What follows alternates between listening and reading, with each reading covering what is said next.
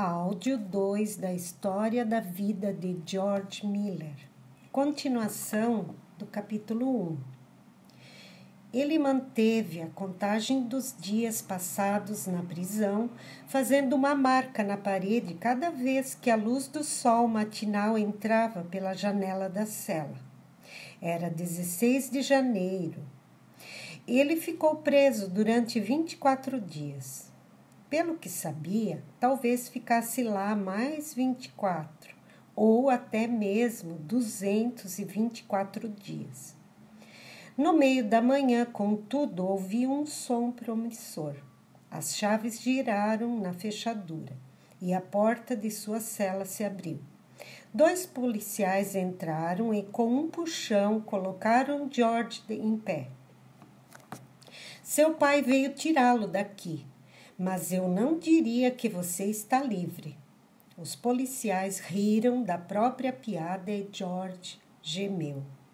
Seu pai deveria estar de péssimo humor. E estava. Ele pagou a dívida de George aos 2 proprietários e pagou outra soma para cobrir o custo dele enquanto esteve na prisão, sendo libertado sob os cuidados do pai. Quando pai e filho subiram na charrete que os levaria na viagem para casa, Johann Miller sibilou para George. O que sua mãe pensaria de seu filho mais velho? Responda-me. Durante o resto da viagem, ele ficou sentado em um silêncio mortal. George não podia responder à pergunta. Sua mãe morrera de forma súbita 2 anos antes, mas ele estava tão ocupado com os amigos que quase não sentia falta dela. Ele desejou se sentir mal por decepcioná-la e decepcionar seu pai, mas não conseguia. A única coisa que lamentava era ter sido pego de novo. Também lamentaria o que viria a acontecer quando chegassem em casa. Depois de viajar o dia inteiro, a charrete parou em frente à casa da família Miller. George saiu, tentando controlar as mãos trêmulas. Enquanto entrava, o pai apontou para o seu escritório. Os ombros de George caíram. Ele esperava o pior e, com certeza, recebeu a surra mais longa e dura de toda a sua vida. Alguns dias se passaram antes que pudesse andar de novo, de forma normal. Cerca de 1 semana depois, Johann Miller chamou o filho ao escritório e disse que era hora de crescer e fazer algo de si mesmo. Com esse propósito, ele inscreveu George na Universidade de Halle. O coração de George pareceu parar.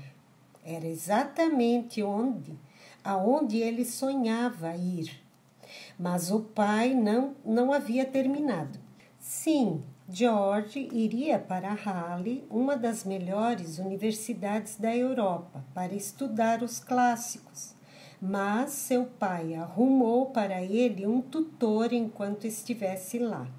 O tutor, já escolhido pelo Sr. Miller, grudaria no filho dele como cola. George deveria se reportar ao tutor antes e depois de todas as aulas. E o tutor estudaria com ele todas as noites e nos fins de semana.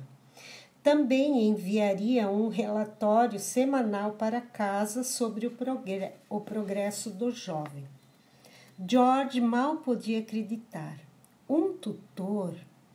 Como seu pai poderia fazer isso com ele? Seria tão ruim quanto ficar na cadeia. Todos os outros rapazes sairiam para se divertir e ele ficaria preso no quarto estudando. Tinha que haver um meio de escapar disso. Havia, mas envolvia muitas mentiras e esquemas.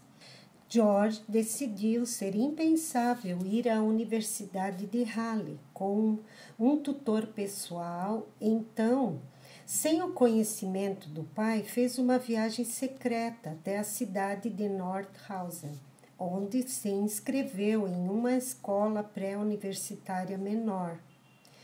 Como ele sempre tivera boas notas, não importasse quão pouco estudasse, foi logo aceito pela escola. Ele começou a se perguntar como poderia contar seus planos ao pai. Todas as noites, quando se deitava na cama, George prometia que amanhã seria o dia certo para dar a notícia. No entanto, quando o dia seguinte chegava, algo sempre parecia atrapalhar seus planos. Os meses passaram. A manhã do dia 30 de setembro chegou, o dia anterior à sua partida para a Universidade de Halle. George respirou fundo. Seria naquele momento ou nunca. Johann Miller ficou furioso ao ouvir a notícia. Quando as mentiras terminariam? Como George poderia desprezar uma oportunidade como a de Halle por uma pequena escola pré-universitária? As perguntas continuaram por muito tempo, mas no final o pai de George percebeu que não adiantariam. George contava com 17 anos de idade e não podia ser obrigado a estudar onde não quisesse. Com relutância, Johann Miller permitiu que o filho frequentasse a escola de Nordhausen, ressaltando que George se arrependeria da decisão. George Miller adorava viver em Nordhausen, uma das cidades mais antigas da Prússia, escondida na borda das encostas mais baixas das montanhas Harz. No tempo livre não havia nada que George gostava mais de fazer que caminhar pela cidade e pelo belo vale que lá havia. Contudo, ele não teve muito tempo livre. Prometeu a si mesmo que estudaria muito e era isso o que fazia.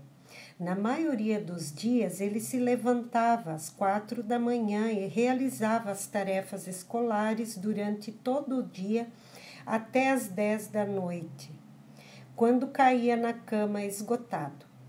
Assim era a maior parte do tempo. Às vezes, porém, ele tirava uma noite de folga.